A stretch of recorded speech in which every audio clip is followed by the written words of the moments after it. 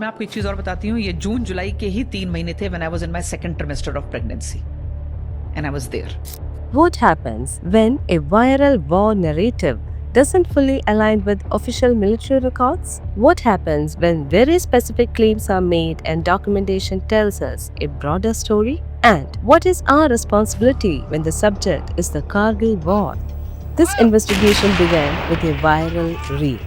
Over the past year, interviews featuring Captain Yashika Tyagi have circulated widely across social media platforms. In these appearances, there are references to being part of the only officer couple present during the Kargil conflict. हम Indian army के only Kargil couple हैं.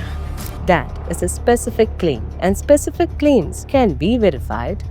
Under one such reel, a technical comment appeared from Major Vijay. It was not emotional, not accusatory.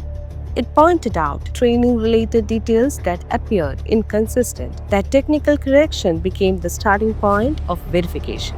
When questions arise about military service, the responsible approach is documentation. So we turned to the official regimental history of the Army Ordnance Corps covering the Kargil period. The records are clear.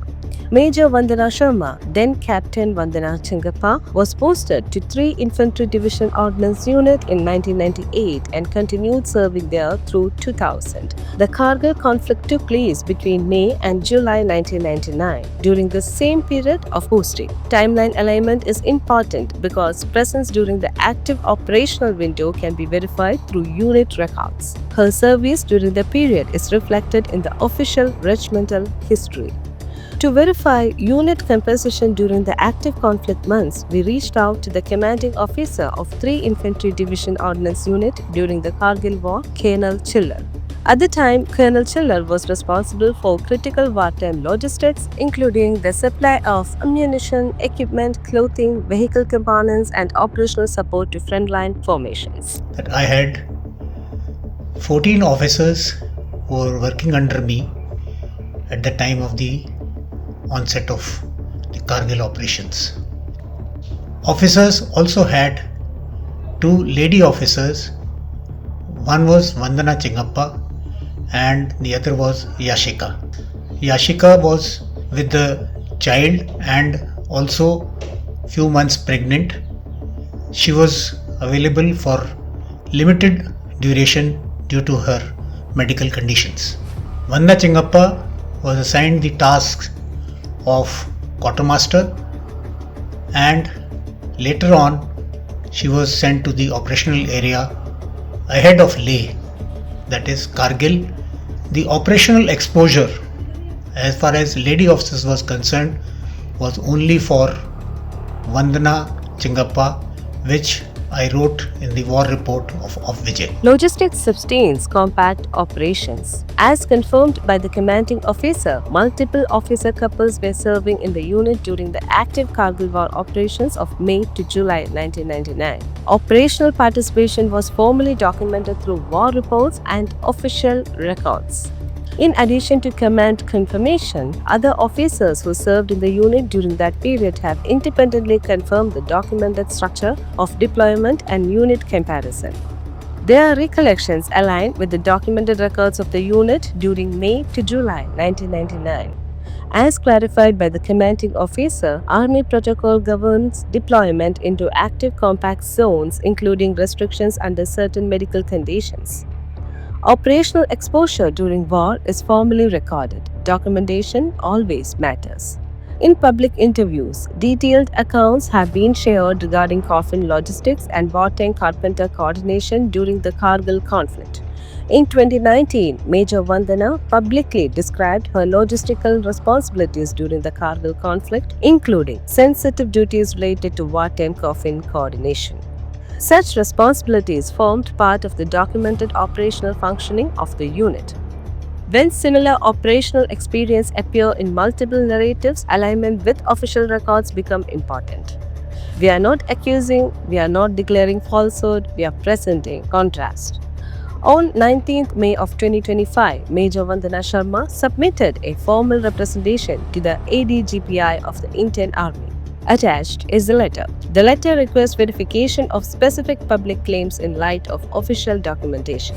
The representation seeks clarification on unit composition during active operations, deployment structure, narration of specific operational responsibilities. This is a request for record verification, not confrontation.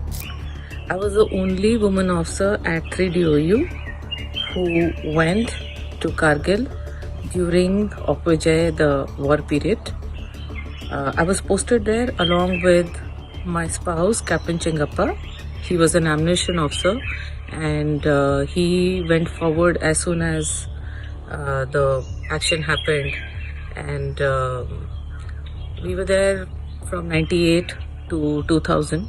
And during the war period, both of us were deployed in different locations. I was in the rear along with Colonel Chillar and Major Talan.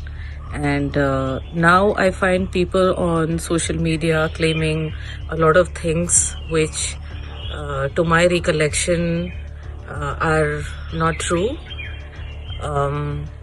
It's sad because as a young captain and the only young officer available in the unit at that point in time, I ended up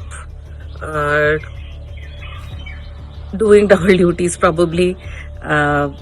Mornings, nights, there were night duties, all kinds of things. But you, as a soldier, you don't think about those things, and I've not spoken too much about those things. But I don't want the war history to be rewritten by people with any sort of false claims, and I don't want people to start believing without facts and proofs. I got written about in the military history book in two places. In one place it says perhaps the only woman officer to face enemy fire in actual operations, and in another location in one of the chapters under miscellaneous in the history book it says Lieutenant Vandana Chengappa, a young lady officer, performed extremely well in Kargil operations. So these are the two places where I find mention, and that's what I did for the nation, and that's my contribution for Vijay. Please practice discernment and ask for facts when people tell stories on social media. Jai Hind. When official records indicate multiple officer couples serving during active operations, how should exclusively claims be understood in that context?